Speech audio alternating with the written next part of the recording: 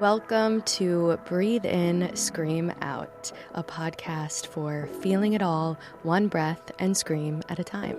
I'm Katie Healy, your guide through this sacred mess called life. Here in this podcast, we'll feel everything. We'll cry, we'll laugh, we'll scream, and maybe scream again. Let's get into it. Hello, welcome back to Breathe In, Scream Out. I'm your host, Katie Healy, and I am so excited to share today's guest episode with you. I had the chance to interview my dear friend and coworker colleague, Alyssa Bruno. Alyssa is a content creator, a yoga teacher, and a fitness instructor. And I'm so excited to share this conversation with you just because Alyssa has some of the best energy in the world. Also, we are so very different in so many ways, but I admire so much of the way she moves through this industry, through this world, through what she's built for herself. And the more I get to know her, the more I see the similarities in between the both of us. She's so grounded, but also so open. She's a totally different teacher than me in all the best ways. I love her classes. They're hard. And her energy in general, just the way she infuses herself in everything that she does, whether it's through her content creation, whether it's through the classes that she offers. And I loved this conversation for so many reasons, but really because I got to learn so much about her and how she approaches this work and what even drew her to yoga, to content creation in the first place, which I think is going to be different than you might even realize if you know her. And I certainly didn't even fully understand as well. So I hope you enjoy this conversation. Before we do anything, we'll start the way we always do with a scream or a yell. It's crazy out there. Out there, I mean the world, and also often outside of our own bodies and systems. So if you can, find a moment to give yourself a little peace and quiet. If that's not possible, just bring yourself into some presence where you sit. If you can, you close your eyes. If that's unavailable to you, just gaze down at the floor, hold them open with a soft gaze. If you're driving, of course, leave them open. But still practice the breaths wherever you are. I'll guide us through a few rounds, but feel free to take all the time you need. Feel your seat beneath you, your feet beneath you, or even just your back against your chair. And take a deep breath in through your nose. Big exhale through your mouth, as if the exhale could release a thought, a feeling, create space in your body. Another breath in. Another big breath out. This final round of breath will make some sound if that's available to you. If not, feel free to mime it. Make it into your hands. Take a deep breath in through your nose. Big sigh, scream out into the space you're in.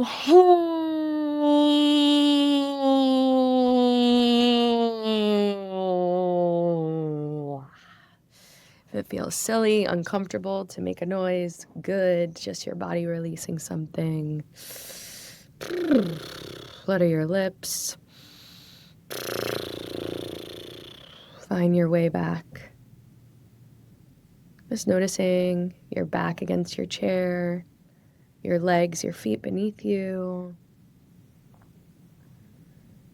Return to your natural breath. If your eyes are closed, just slowly start to flutter them open.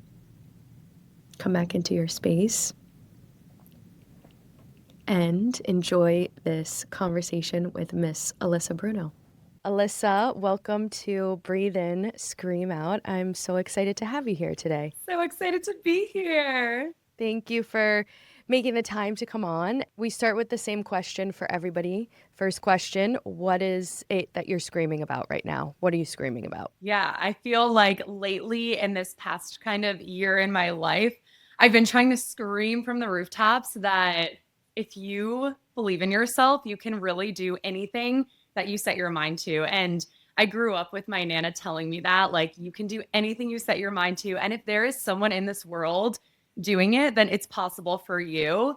And I feel like so many times, so often, we put these imaginary kind of rules or restrictions, like boundaries on ourselves, or society puts them on us. And it's like, you can kind of go past those boundaries. You can explore more. And if you're feeling that inside of you, if your soul is screaming for more and you're passionate about something and you're always thinking about it, I just want people to maybe like take more risk on themselves and know that you have it in you to do what you're meant to do on this earth. And like if you'll feel it deep in your soul, and you can achieve things as long as you believe in yourself.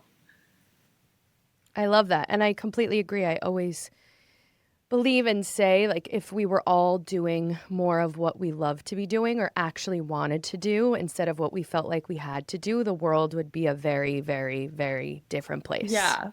No, 100%. And before we get into what you've built yourself up to in terms of like what you do and what you share with the world through your content, through your teaching, I'd love for you to share. I'm lucky enough to know you, but I'd love to hear you share a little bit more about who you are, what you do, how you got to the place you're at.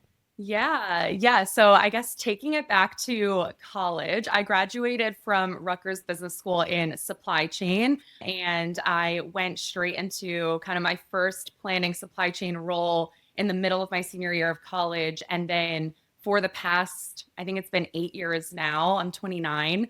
I've been in supply chain planning in the beauty industry. So corporate job there. And I kind of started feeling like I was waking up, spending 12 hours a day in Excel, and I would wake up and be like, what am I doing to like better this world? What is my actual purpose if I'm like how am I helping the world and helping people if I'm sitting in Excel all day? And maybe people find purpose in that, but for me personally, I just felt like I could do so much more and I could help people more, and that would fulfill me. And I started to learn a little bit more about myself throughout kind of those like 5-ish years after college, where I was like, okay, I love working with people. I love helping people. I was asking myself these questions, almost having this like little mini midlife crisis of like, what really makes me feel fulfilled? What really makes me feel happy? And it was those things. And that's actually when I then was like, okay, what is like the next step into, I don't have to have it all planned out, but what is like something small that I can do that can take me in that direction? And I didn't even know what that direction was. I just knew that I was really holding on to these like, how can I help people and how can I fulfill myself and my passions through working with people? So that's when this whole yoga training came up, and it kind of actually just felt like it was fate almost. I was starting to think about it, starting to look into it, and then Yoga Renew opened in the area, and I just felt so connected to it. I can't really explain. And I was kind of looking at other studios to do my training at, but once this one popped up, I was like, just something about this is drawing me in. So I explored it more. I ended up doing their first in-person 200-hour yoga teacher training. Met like the best people doing it, the best teachers, relationships that I still have today from the people I met there. And I started teaching at that studio vinyasa yoga classes. I was loving it. And it just gave me that kind of extra, like this whole time I was still working my corporate job.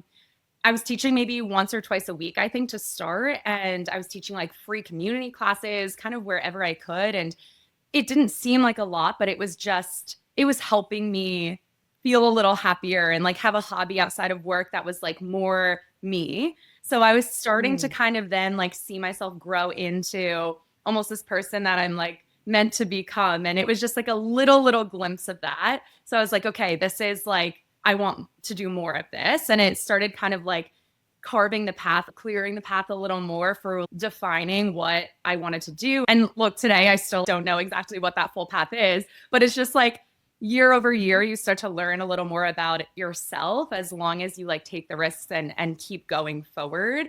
But then I wanted to become a little more certified. So I did their Yoga Renew's first in-person 300-hour training to become 500-hour certified in yoga.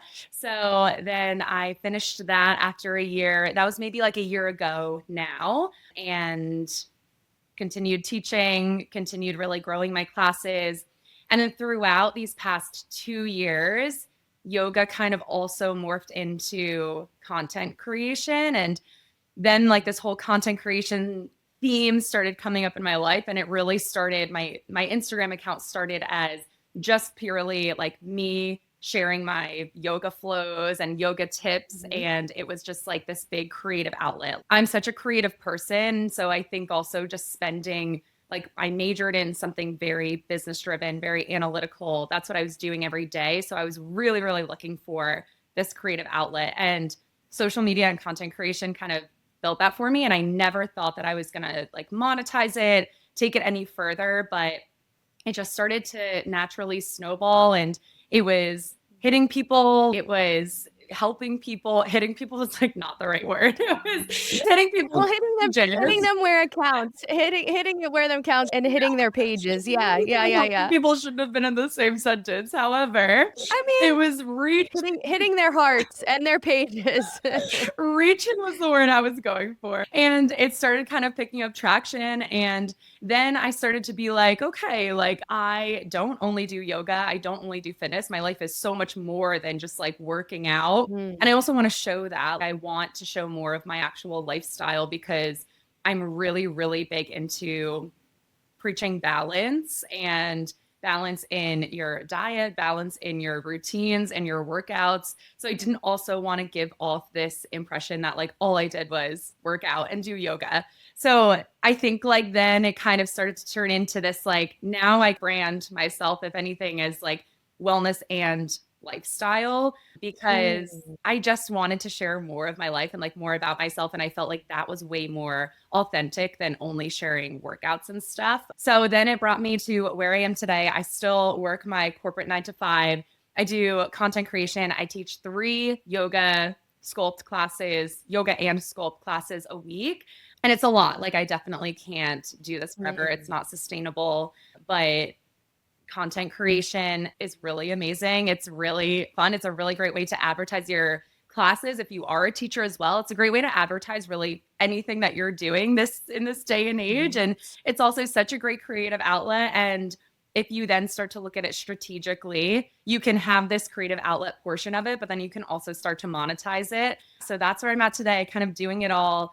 I get married in October, so really, really doing it all, planning a wedding now. But I am now kind of trying to see what my next step is in terms of making things more, I guess, streamlined, not doing it all, choosing one path. And then it's like, how do I get to mm. that point of being able to choose one path and like letting go of one fully, from just like a financial perspective, from a perspective of like, am I really ready to let this go? So that's where I am at Mm, today. So I feel like this time next year, am I going to be a completely like new, different person? I don't know. But that's been like the theme of like my 20s. I turned 30 in mm. January. And I feel like every year I'm learning a little more about myself and trying to just like grow in the right direction for me. So Yeah. Thank you for sharing all that. And for anyone listening, if you're an astrology person, Alyssa is a triple Earth, sun, moon, and rising. So before you start to tell yourself a story about what's not possible for you, also she's working with her design for sure of like how grounded she is and like in what she wants and how she envisions her life unfolding, but also the flexibility and the openness that you need to try. And there's so much I want to get into, but I'd love to just start even before all this because I don't even really know this. But as someone, you said you were thinking about a yoga teacher training, and is yoga something you had a relationship with? Have you been a lifelong mover? Have you always? I have not. I was a basketball player and that was it. I am not someone who has always been in relationship to my body the way that I am today. And it's still changing and evolving, but I'm not someone whose family was prioritizing like working out and moving your body. That's not, we viewed it from like the sports lens and that was it. So I'd love to hear a little bit about where you come from in terms of your relationship to working out, movement, your body, and how yoga became the thing that you really wanted to step into. yeah. Yeah, no, absolutely. I think from a really young age, my family really introduced me to just all types of movement. I have a lot of really specific memories of when I was younger, my cousins and my grandparents and all of us shared a beach house. So it was really great to be with my family on the weekends. And I have all these memories of like my uncles were all really active. My dad was really active.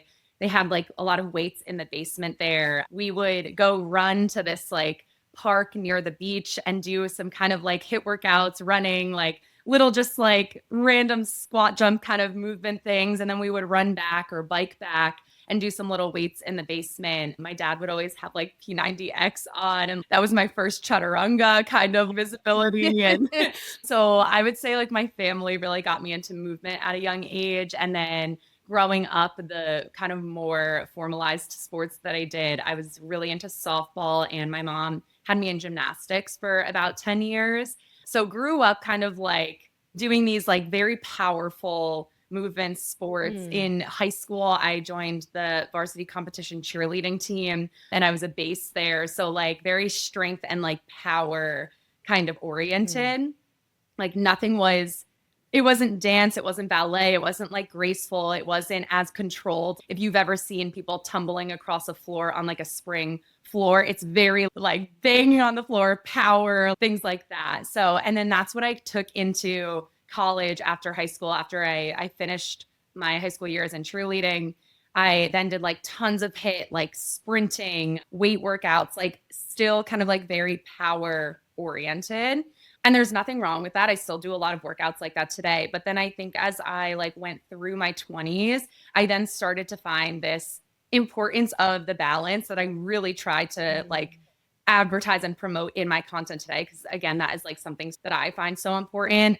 And especially to show younger people, like I'm still young, but like people in their like early 20s, that like you don't have to, like sometimes less is more. You don't have to go full out 100% power on everything. Like balance is, I won't get into that and like tangent off that, but like balance is the way to go. So then like I started kind of incorporating more walking and yoga, and like I don't have to be the most powerful I am in every single workout. Like it doesn't have to be that way, because it would leave me exhausted. It would leave me like not wanting to work out the next day. Once I incorporated balance, like that kind of started to fix itself. So during COVID, I really was kind of forced to slow down. Like the gyms were closed. All I had were like very specific weights in my basement, and it was like maybe up to 20, 25 pounds. So I had to find kind of other things to do other than just like powering up like a really, really heavy deadlift or something. So then I started doing like YouTube videos of yoga. It was all like self practice. It was all YouTube because nothing was open at that time either. It was again just another way to creatively express myself. And I had been to like HIIT workout classes and power classes that involve weights, like CrossFit, things like that. And while those do have their place, like yoga just brought this other lens to it. And it wasn't only physical, as we know, it was getting into your body and using your breath strategically to like just help you in so many other ways than just your physical self. So I loved practicing yoga. And then also from a young age, I was always like, I remember myself saying when I was like 8 years old, I'm going to be like daddy and work a corporate job. And then I'm going to be like mommy and teach Zumba classes or fitness classes on the weekends. So I like to think I'm a little blend of both my parents. And that's like what I'm doing today, which is so crazy to think back on that. This is like where I was meant to end up, I feel like. But yeah, so I knew I wanted to like be some kind of fitness instructor, but I didn't know what. And I never really resonated with like teaching cycling, teaching CrossFit or something like that. I just liked taking the classes. But then something about teaching yoga, like there is just another dimension to it. You can be so creative. You can change your class every week and make it so you. And there was just, yeah, this extra level of depth to teaching yoga that really drew me into wanting to become a yoga teacher versus just a fitness instructor for normal workouts. I love that. What I love about what you just shared is I think sometimes when we think about being of service or being aligned with a passion, we think it needs to be some like grandiose, lifelong dream. I mean, this is for me, right? Like standing with an Oscar on the stage or some big award and some accolade. And you just started to get curious about what you love to do from a young age, what felt really integrated in your life, what you used to say, I want to be like daddy in a corporate job and mommy, teaching Zumba. So I think it's really powerful for people to hear, especially when it comes to creating content and, people think a lot of followers mean a lot of money or accolades or notoriety. And they lose the sight of what they really love to do, and you were looking to be more purposeful, and you just went back to really the basics. Like, what do I love? What matters to me? Yeah. No, definitely. Thank you for noticing that about me too. I feel like whenever I'm lost, that's always what I come back to is like what really matters at the end of the day. It's like to me, it's like family and helping people and like what makes me feel like I'm making a difference in the world. And those are like the two things. And then how can I kind of mold my life to make that like the center of it and like the purpose of kind of almost everything I do. Yeah, and I think now I know this from being an actor. I know this from doing what we do now in wellness. We put all this pressure on ourselves to monetize the things that we love. We can really lose the sight and the vision of why we even started doing the thing in the first place. Nobody becomes a yoga teacher because they think they're going to make seven figures like in the first year of becoming a yoga teacher. Nobody becomes an actor if they're in their right rooted meaning and why, because they want to be famous. You know, we do it because we love it, and society places all these external pressures on us to have the 9 to 5, work 12 hours behind a desk, just like take the steps of what a good, again, I'm doing air quotes if you're not watching the YouTube, but like what a good, meaningful life is. And a lot of times we're seeing with our parents' generation or people a little older than us that like they're still really unsatisfied and they don't have that meaning.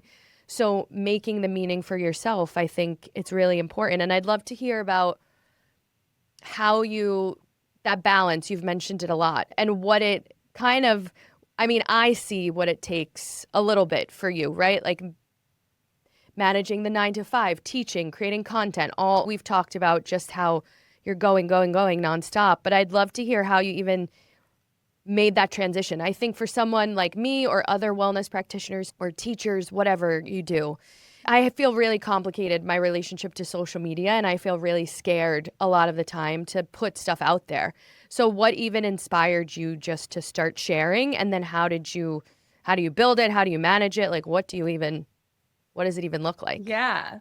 Yeah, no, absolutely. It's hard for sure. I won't say that it's Mhm. easy. And people sometimes look at my stuff and it gives this impression that, oh, I have no issues. This is so easy to do. Like, this is, yeah, I have all the time in the day, but it's definitely hard. And like social media is just that one kind of perception of someone's life. So always keep that in mind as well. It's never Mhm. as easy as someone is like making it look like it is. You're only seeing that highlight reel. But I think for those looking to get into content creation and like truly, I really recommend like anyone around our age to just like explore it, see if you like it at least, like start to dabble in it because there are just so many benefits to content creation and even just like the community and like now the events I go to in the city, meeting people, making my connections, networking in so many different industries and categories. I've had so many experiences because of content creation, like resort stays that are comped for posts, and then like a partnership with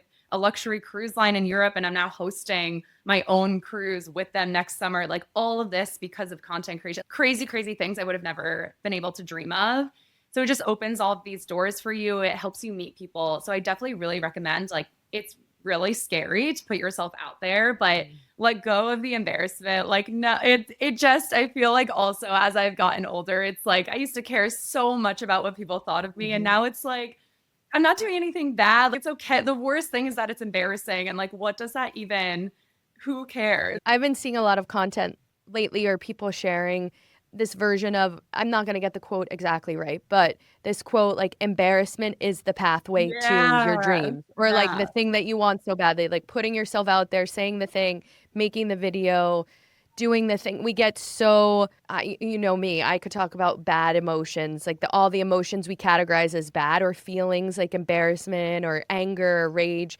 And we've been taught to like, don't ever, like, don't even going back to growing up, like, don't embarrass me, our parents. Like, that's something I heard a lot as a child. Don't embarrass me.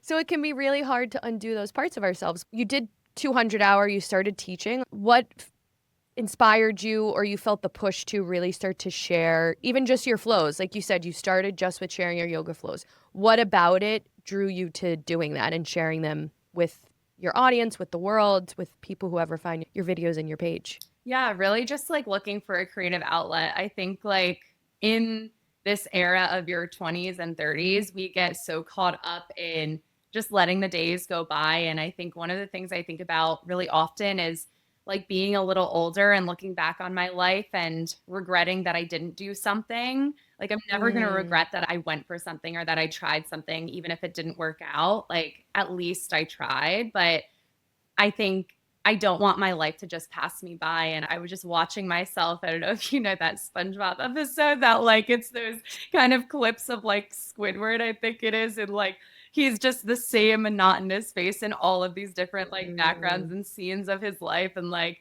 I didn't want to let my 20s and 30s go by just living the same day over and over again. So I really wanted to take that leap on something. And as I kind of took just one step at a time, it started to become like more clear to me a little more each way or each step where I was going. And again, I still don't know like totally where I'm going, but I think a big thing I always think about too on this like journey, whatever journey I'm on, I can't even label it. Like even where I'm at right now, like who am I? I just started calling myself like actually calling myself a content creator because now I feel like okay, like I really stepped into it. Once I started accepting like I'm a content creator. Like I do brand deals. I work with brands. Like I make content for them for marketing. And once I started really accepting that is when it kind of felt like, okay, this is actually becoming something. I feel like I was a little, I guess embarrassed before being like, no one even Mhm. knows what this is. Like, what is a content creator? And it has like being an influencer or content creator has like such kind of a negative perception Mm. in our society too. But I think once I, yeah, let go of that embarrassment and really accepted, like, no, I am a content creator, like I am, it was just really solidifying it within myself of like, okay, like I can now post like a content creator. I can like edit like a content creator. I can post like things that I don't know, things that maybe I was too scared to post before. But I think, anyway, getting back to what I was saying before, something I think about often is like, you can just take everything one step at a time. Everything can feel so overwhelming that you don't have to have the entire picture painted right in front of you. And I always picture like a huge Mount Everest or something. And you just like, in order to get to the top, you can't like look at the top and be like, I have all that way to go.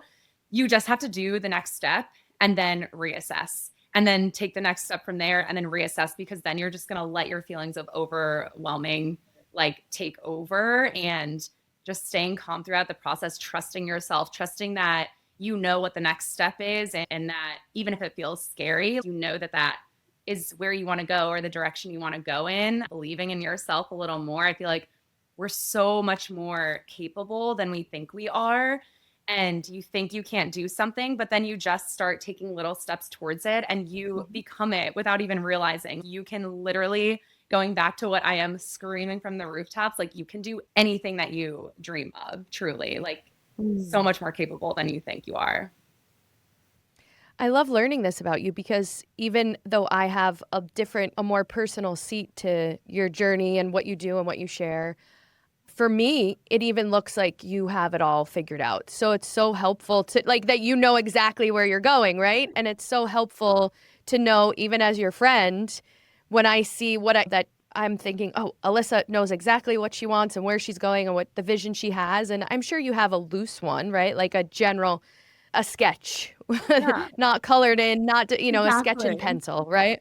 But you don't, knowing that you just started doing all of this, even content creation, to be more creative. I think that's what people don't realize a lot of the time, and maybe why influencers, it's like, I say this all the time, it's with acting too, or any industry. Like, there's always going to be people doing it for the wrong reasons, or there's always going to be people who had a different leg up than we did. You are not a Nepo baby. You don't have a famous mom or dad, like, to funnel you into brand deals. Like, some people do, which is great for them. But I think we forget that we get so caught up again in either making this our full-time job or making money off of it, and we forget why we started. So hearing that you just started yoga to you started it as a different thing to try, and then it became something you wanted to do to be of service, and even content creation just from creativity. I do think, especially women, we're under a different microscope in terms of how we look and our perception and what we put out in the world. And just to hear that you started it to be creative and then it turned into something you like. I think so often we don't try more than we try because we're scared of being embarrassed, or we're scared of getting rejected, or we're scared of it not working out.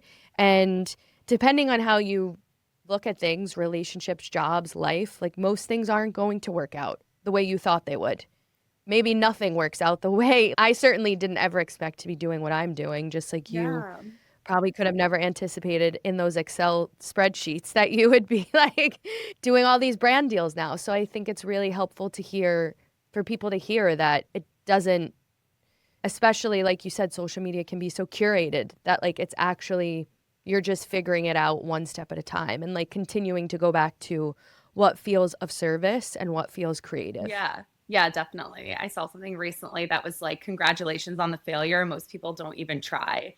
And Mm-hmm. yeah, theme in my life right now for sure. I keep going back to that. And when you first started, I know you were like posting your flows.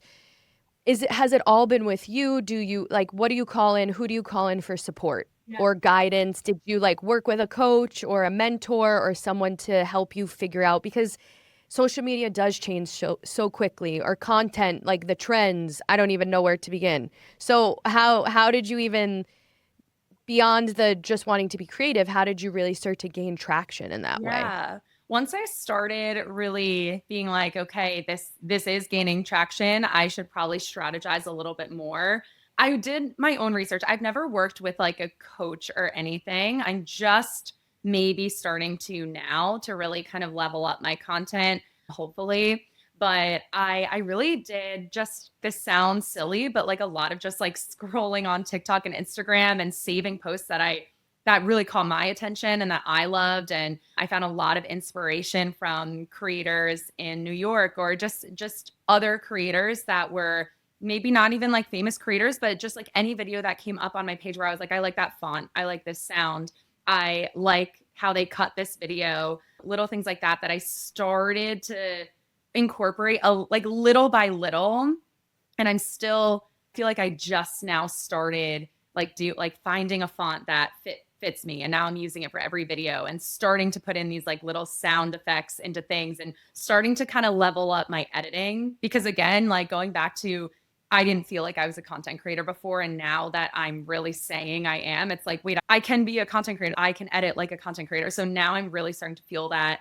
Yeah, I never worked with a coach, but I just recently hired a manager for my content and signed with her. So I'm really excited. I just signed like 2 weeks ago. I'm really excited So to see, exciting. yeah, how Congratulations. thank you, how we can kind of more strategically work together as partners in this. And she probably has a lot more insight into things than I do on what works, why it works, little tips and tricks to do.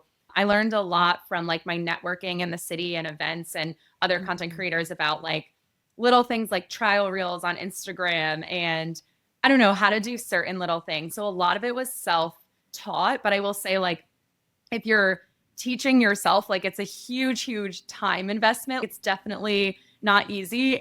Again, sounds so silly, but it takes a lot of just scrolling on TikTok and like building this like kind of album of saved sounds or trends or fonts or whatever it is. But again, if it's like your creative outlet and you're passionate about it and you actually like really enjoy it, it will be like more energizing and filling your cup rather than emptying it, you know? So Yeah. And I think the thing people misunderstand about creativity is they think there's like a cap, that you'll use it all up. And that when actually anything begets anything. If you want to receive more kindness, you need to be willing to give more kindness. The more you lean into your creativity and explore it, the more you'll have of it. And it ebbs and it flows, of course. But I think it's this limiting mindset we have in a lot of ways, which also I think is another reason why there's probably someone listening to this who maybe has wanted to be more creative on social media and start creating content, but they're like, there's so many content creators, or I've done that to myself. There's so many actors, there's so many Reiki practitioners, whatever, there's so many. Why should I do the thing? And you've talked a lot about why we should anyway, but I'd love to also hear about, I think doing any sort of entrepreneurial journey can feel isolating and lonely, and I would love to hear about how you've created community amongst other teachers, creators, how that's important to you. Because I do think we can often fall into the trap, or this industry, of like pitting ourselves against each other. Not just social media, like wellness in general, fitness in general. You and I could not be any different. And I feel really supported by you. And I hope you feel the same by me. And I think people think it has to be like me or you. That there's not a place for everybody. So I'd love to hear about your experience with how you're creating community and kind of defying that idea of like there's only just one person for each thing. Yeah, no, I love that question. I feel like this really taps into like my yoga teacher part of me, where I always try to preach. And I'm a mentor in the Yoga Renew YTTs now. And this is something that I always tell my mentees, like, there is no competition. There is no competition. Mm-hmm. If you're feeling any type of jealousy, that means that you want that. So start to take the little steps towards that in that direction.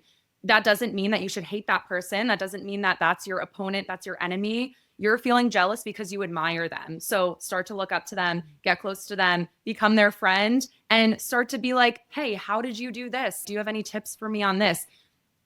You're going to end up in such a different position if you act that way versus seeing them as your opponent. And then just going back to then, like, there's no competition. There is no one like you. Everyone listening, like, you are uniquely you. There is no one just like you. And in the like fitness instructor world, it's like, oh, it's such a saturated market. There's so many yoga teachers, so many fitness instructors. I'm so annoyed that she got 50 people in her class and I only got 2. It's like, okay, well, one, don't try to be like someone else just because the numbers are showing that. That doesn't mean that you need to be just like that person to get 50 people in your class. The more you are you, the more you're going to build your classes. It is so corny, but like truly, the more you are yourself and really tune into that, stop trying to be like other people, stop being jealous, taking that as like instead inspiration and motivation, the more people you will attract, like in any area of your life. And your students, for example, like in a fitness class, I always tell my mentees, this is what I was saying before, let me get back to that there is no competition against you guys, because like you're going to find your students and they're going to find you and they're going to connect to you in a certain way. And maybe they also connect to another teacher, but they come to you for XYZ. They go to this teacher for XYZ. And you are going to, like, your people, your students are going to gravitate towards you. So I don't know. I just like, even going back to my sorority years in college, like we would always kind of like my group of friends would always be like, I don't understand jealousy, because it just brings out such an evil side of you and this competitive side. And it's like, if you just take that jealousy and use it to fuel you in a better way and not like an evil way, it's going to propel you so far rather than leave you at the bottom if you're kind of this like mean, jealous person. Mm-hmm. Yeah, I think jealousy is like any emotion, not wrong or bad. It's information of what you want more of, or like where you want to grow. It all comes back to this, really what we've been talking about this whole time, like a growth mindset. Like there's no failure. And that's hard. I'm a little older than you. I'm 37. There was a lot of black and white ideas about like success or failure or this or that, or the job you had to pick or the path you had to go down. And I know my parents were driven to insanity by me because I never, as you could imagine, have never subscribed to like, this is the way you do things. But that doesn't mean I don't come up against those feelings. And I think even though we're sharing all these things, I'm sure you come up against negativity, jealousy, thinking you can't do it. And we've had to condition ourselves, and almost every step you take in the opposite direction of those feelings proves to you why they're not true, or why you don't need to be limited by those ideas. 100%. Yeah.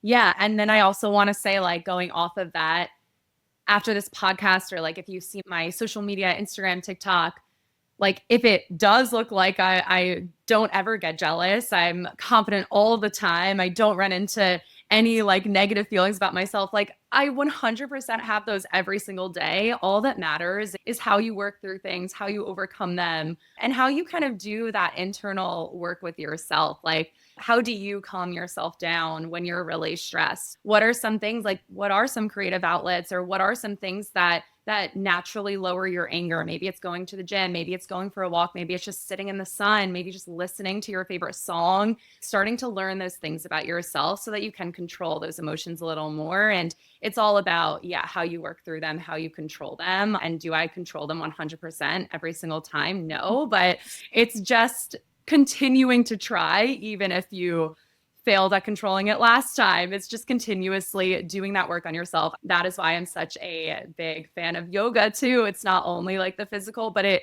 just helps you recenter and come back to your true self. And I probably do that like 10 plus times a day, and like not in a yoga class, just on my own. Like, let me recenter here. I'm getting too worked up. Like, come back to your breath at all times. But yeah. Yeah, I think we get so caught up in what we should be doing or what we have to be doing, or again, like the external, what it looks like instead of how it feels. And I think it's really refreshing to hear someone who is a content creator and doing the social media game and teaching and leading fitness classes, not to just be like, this is how amazing my life is. Also to say it's hard and I'm overwhelmed. And even what you said in the beginning, like you cannot function at this level forever. Yeah. It's not like how anyone wants to function, but also I always say, like, it's not forever, it's just for now. Whether it's the jealousy feeling or the lack of confidence or the second guessing, Yeah. and remembering that is what will help you, and reconnecting at the baseline of why it all really matters. What's Yes. that saying? If it won't matter in 5 months or 5 years, like, don't let it matter for 5 minutes. Yeah. Another one of those Pinterest quotes, but it's true. It's so true. The things I let myself get in a kerfuffle about, I'm oftentimes like, that won't even matter to me Yeah. in 5 months. It really doesn't matter. But before we close out, I'd just love to hear a little bit about what you're working on or what things you have coming up that you're really excited about. I know you made a big announcement about being the Lululemon ambassador for Hoboken, which is so amazing. But any retreats, classes, what you have coming up? I know we're working on some stuff for Yoga Renew together, which is exciting. So Yeah. I'd love to hear anything you want to share. Yes. Let me see. I don't have any retreats come up in 2026, but I do have one in 2027. So a little further out, it's in the summer of 2027. It's with Alma Waterways, which is a luxury cruise line in Europe. The retreat is going to be like a wellness cruise, and you can join it. It's a 7-night cruise on the Danube River. I did it as like kind of like a test, I guess, last summer. So if you're interested, go on my Instagram, Yoga by Alyssa. You can look at my pictures there, my highlight reel, reach out to me for any questions. But I am going to be like the wellness host on that. So you could be taking classes by me, but also you don't have to while you're there. They have tons of excursions. Alma Waterways is like a really, really amazing and just like well-oiled machine. So reach out to me on Instagram if you have any interest in that. And then other than that, just my weekly schedule at Yoga Renew. I teach on Sundays at 11 a.m. Vinyasa level 2. And then I also teach Sculpt Flow on Tuesdays at 8 a.m. So if you're in the Hoboken, Jersey City, New York City area, come pop by. And if you're like, I don't live in those places, your classes are live streamed. So you can Yes. get our app and take Alyssa's classes that way. Yes. Any little last bits of wisdom or anything that this conversation is just making you think about and you want to really share? I think just reiterating what I said before, that you're way more capable than you think you are. So go for what you think about every day. Go for it. Thank you, Alyssa. I'm so glad we got to have this conversation. I always love just hearing your perspective, and just seeing all the ways you've committed to your own growth is really inspiring. Oh, thanks, Katie. You're the best. Thanks for having me. Of course, you're so welcome. Thank you so much for tuning into this episode of Breathe In, Scream Out. And most importantly, thank you, Alyssa. Like I've shared before, I admire her in so many ways. And I think for someone like me who can get really heady about what I share online, believe it or not, I know maybe you're like, you already share unhinged things, but I definitely can be the cog in my own wheel of creativity. And I put a lid on myself a lot. And I think Alyssa has been an inspiration for me to not do that. And even after this conversation, understanding the point of creativity that she's coming from and the growth mindset, the not seeing it as limiting in any way, but really just what's possible. The more that we have people like her sharing in our world, especially on social media, especially when it's so overly saturated with not just her positivity and growth mindset perspective, but her honesty, the more accessible it is for everyone, the more we can relate to it, the less it feels other, like we talked about in that influencer world. And again, just a really powerful reminder of what's possible when we align with service and we share just from our creativity. So thank you, Alyssa, for reminding all of us, and especially me, that. I'm so grateful to you. Thank you again for tuning in. I can't wait to breathe in and scream out with you again soon.